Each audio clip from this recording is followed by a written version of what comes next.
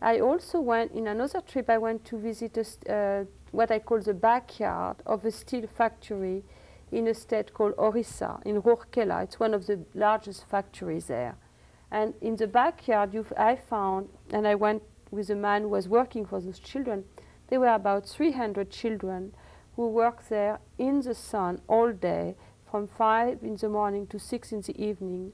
And what they do is they go in the waste of the factory, pick up pieces, whatever pieces they can find, carry them on their head, and it's extremely heavy. I tried to carry one and it was very heavy.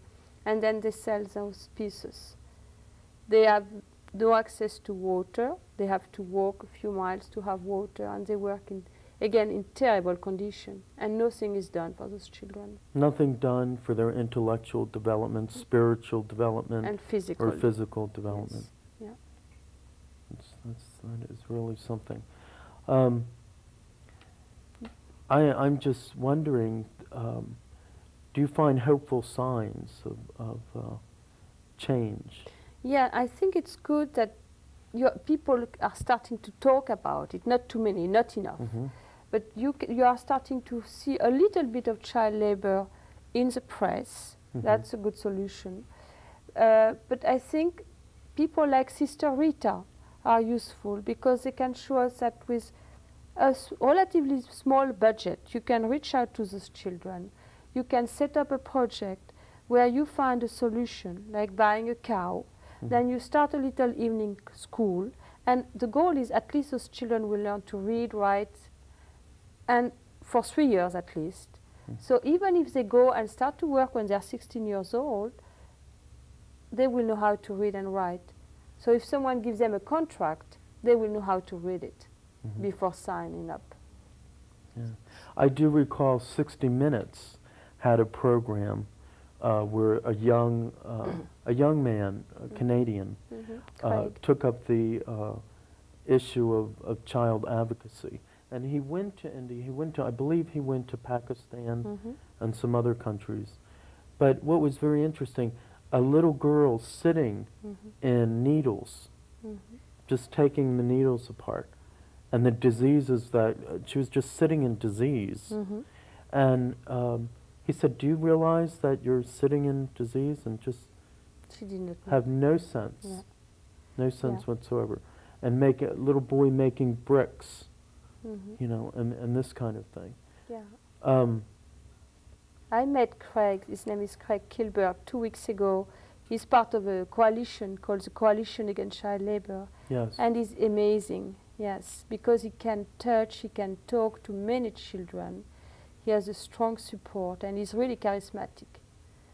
And I don't know if I think he wants to open 3 or 4 schools in India for those children.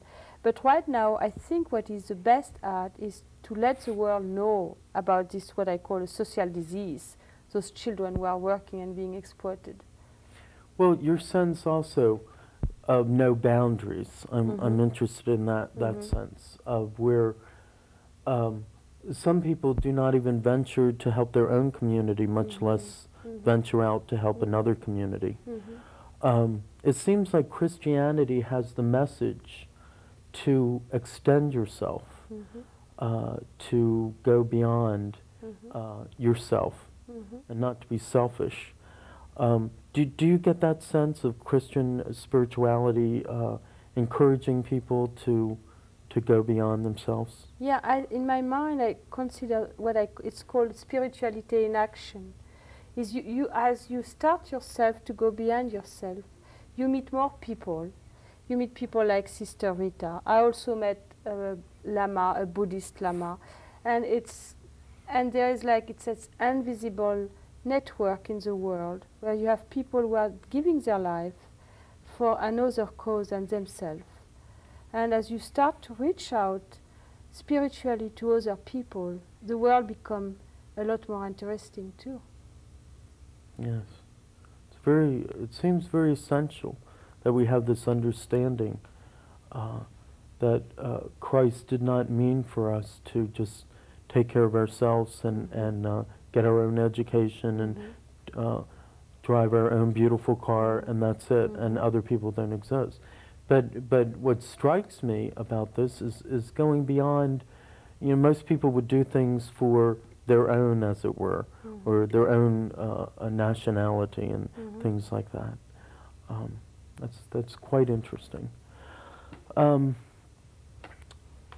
do you see the future with this? Do you see that?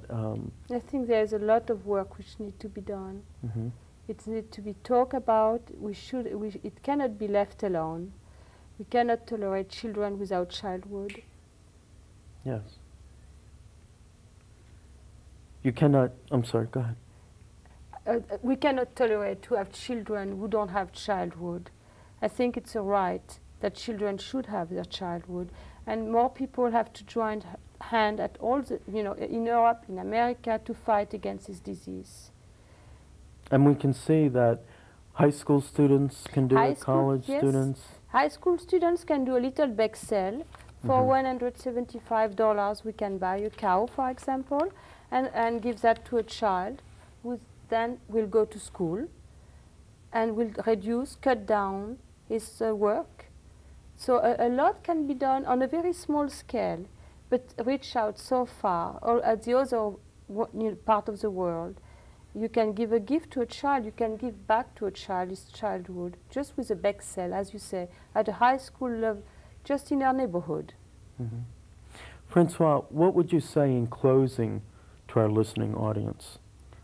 I would say that every child should have a childhood, and that everybody can participate in that cause by supporting, for example, the work of forgotten children, doing a little bake sale, talking also about child labor, writing to your congressman also, talking to your church about child labor, that it's a period in the life which has to be preserved and protected. It's an apostolate, a worthy apostolate